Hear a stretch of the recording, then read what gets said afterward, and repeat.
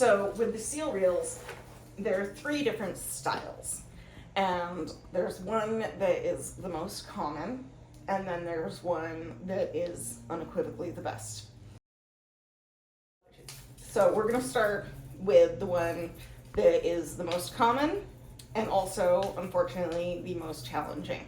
To load the film into this one, you have to clip it into the center spool. So you're gonna push down kind of simultaneously on the inside and the outside as you push the end of the film in between the top crossbar here and the clip. So it's going to be secured into place by this clip.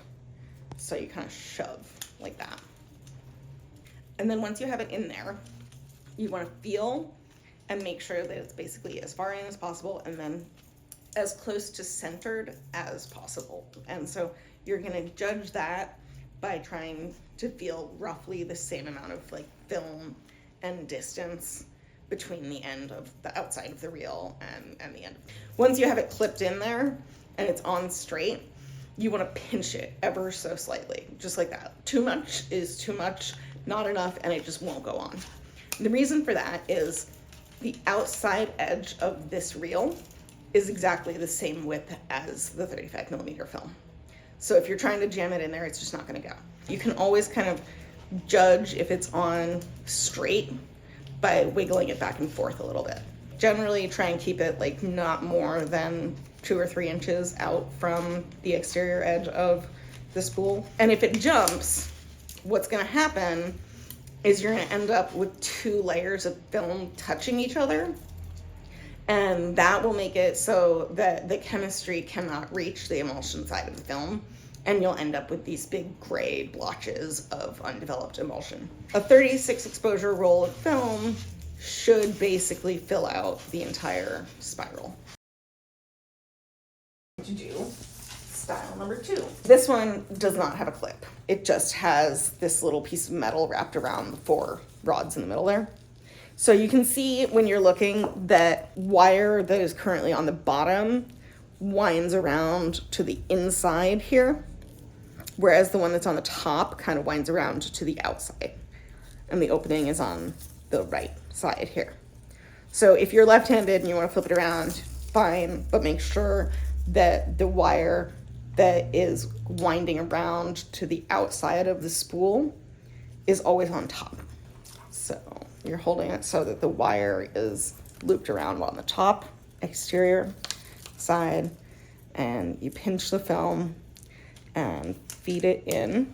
And yeah, like once you've got it once or twice around, that's enough that it's not gonna pop out. So the thing that could potentially make this tricky in the dark is if you don't have a nice flat edge at the end here. And we can get you a nice flat edge at the end here with the leader retriever machine. If you're doing this and you don't have access to the leader retriever machine, you want to make sure that it's as straight as possible. If you have it like crooked and you shove it in, like so that it's like up against the back edge there, then it's never gonna go on. So what you would want to do in that case is kind of just hold it like a little bit more loosely and just try and make sure that you've got it like relatively centered with your fingers on either side. For these ones, I would say don't wiggle back and forth immediately, because it'll just come out, but wind it around like once or twice.